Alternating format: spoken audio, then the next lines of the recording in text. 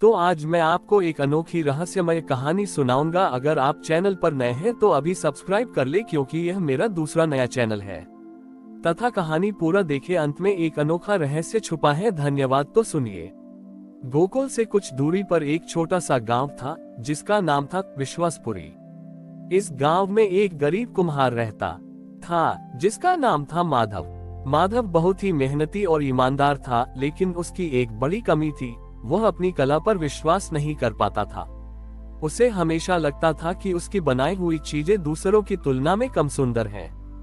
जन्माष्टमी का त्योहार आने वाला था। विश्वासपुरी के लोग हर साल की तरह इस बार भी गांव के बीचों बीच एक बड़ी मूर्ति स्थापित करना चाहते थे। गांव के मुखिया ने माधव को ये काम सौंपा।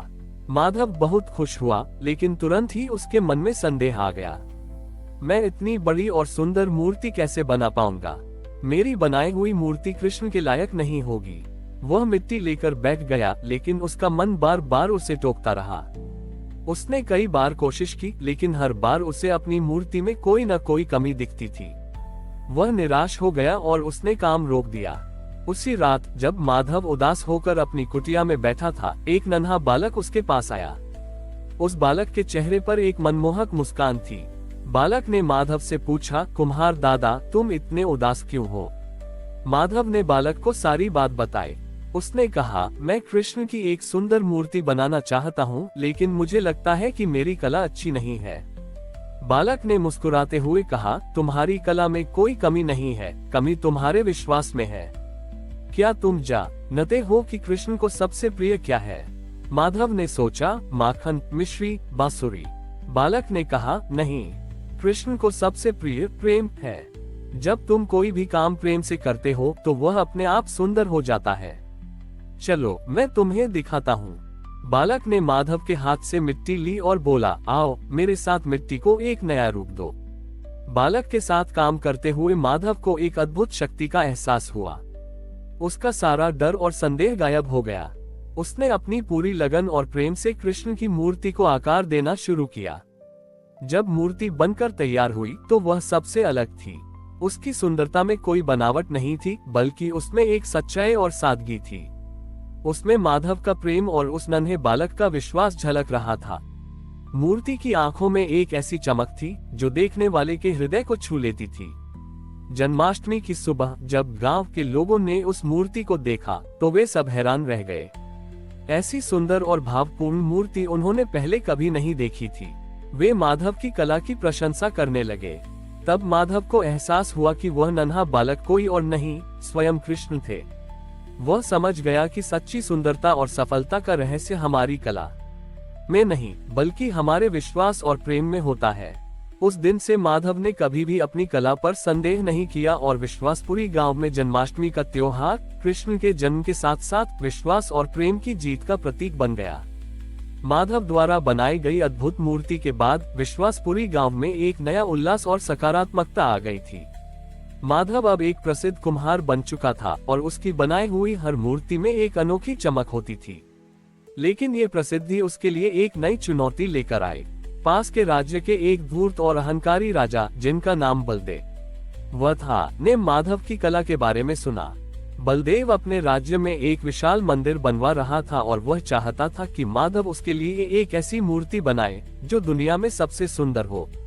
राजा बलदेव ने माधव को अपने दरबार में बुलाया और कहा, अगर तुम मेरे लिए सबसे सुंदर कृष्ण की मूर्ति बनाते हो तो मैं तुम्हें सोने और हीरे से तोल दूंगा, लेकिन अगर तुम असफल रहे तो तुम्हें आजीवन कारावास की सजा मिलेगी।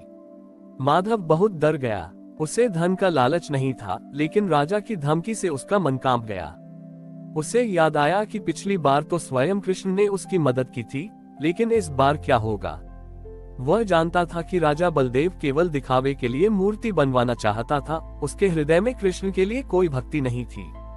माधव ने राजा से कुछ दिन का समय मांगा और वापस अपने गांव लौट आया। उसने अपनी कुटिया में आकर मिट्टी उठाई, लेकिन इस बार वह पुरानी शक्ति और विश्वास महसूस नहीं कर पा रहा था। राजा का डर उसके मन पर हावी था। उसे लगा कि वह इतनी बड़ी जिम्मेदारी नहीं उठा सकता। उसी रात जब माधव गहरी चिंता में था, उसकी छोटी बेटी लीला उसके पास आई। लीला ने पूछा, बाबूजी, आप इतने परेशान क्यों हैं? क्या आप फिर से भूल गए हैं कि कृष्ण हमारे साथ हैं? उद्धरण चिन्ह। माधव ने अपनी बेटी को राजा की बात बताई। लीला ने मुस्कुराते हुए कहा, बाबूजी, राजा बलदेव को कृष्ण की मूर्ति नहीं चाहिए, उन्हें सिर्फ अपनी बड़ाई के लिए एक सुंदर चीज चाहिए। आप उन्हें अपनी कला से नहीं बल्कि अपने विश्वास से हरा सकते हैं। लीला ने माधव के हाथ में एक छोटा सा दीपक जलाकर दिया और कहा, इस दीपक की लौ की तरह अपने विश्वास को कभी बुझने मत देना। जब भी आपको डर लगे, इस लौ को देखना और याद करना कि कृष्ण का प्रेम हर डर से बड़ा है। माधव ने अपनी बेटी की बात सुनी।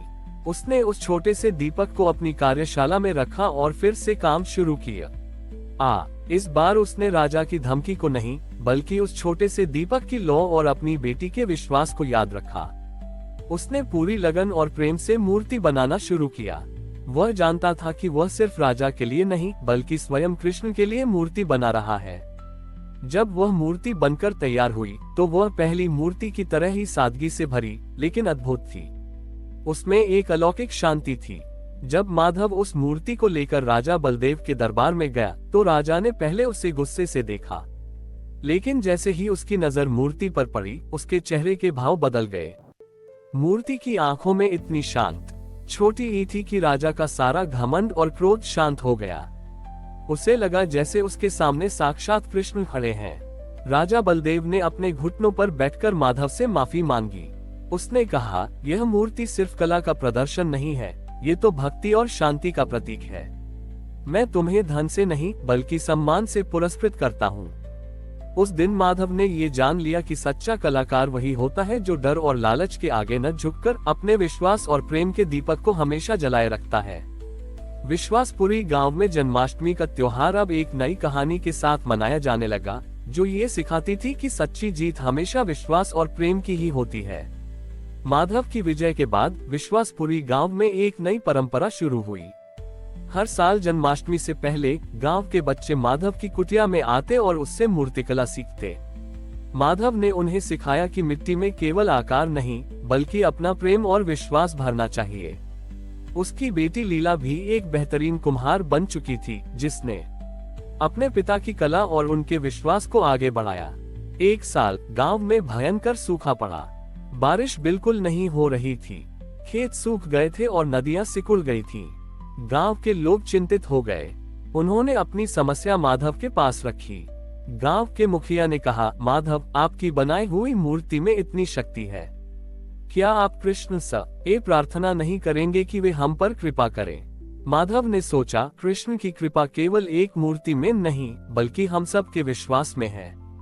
उसने गांव वालों से कहा, हम कृष्ण की मूर्ति तो बना सकते हैं, लेकिन बारिश के लिए प्रार्थना हमें अपने हृदय से करनी होगी।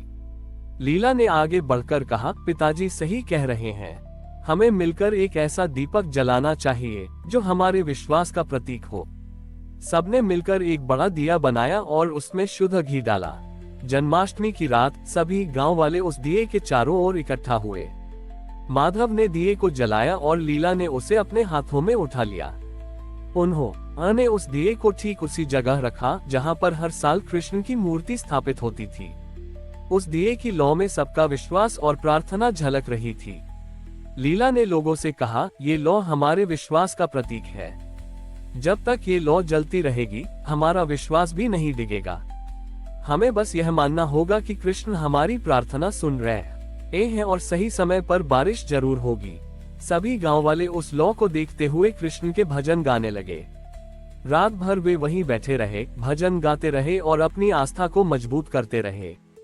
उनकी भक्ति और विश्वास इतना गहरा था कि आसमान में बादल बनने लगे। जैसे ही सुबह हुई और जन्माष्टमी का उत्सव समाप्त हुआ, आसमान से हल्की हल्की बूंदें गिरने लगीं। देखते ही देखते हल्की फुहार तेज बारिश में बदल गई। गांव के सूखे खेत फिर से पानी से भर गए और लोगों के चेहरे पर खुशी लौट आए। उस दिन से विश्वासपुरी में जन्माष्टमी पर कृष्ण की मूर्ति के साथ साथ विश्वास का दीपक जलाने की भी परंपरा शुरू हो गई। ये दीपक हर साल ये याद दिलाता था कि ईश्वर की कृपा केवल चमत्कार से नहीं बल्कि सच्ची भक्ति और अटूट विश्वास से मिलती है। माधव और उसकी बेटी लीला ने मिलकर यह साबित कर दिया कि विश्वास का बड़ी दीपक अगर जलता रहे तो हर मुश्किल का अंधेरा दूर हो सकता है।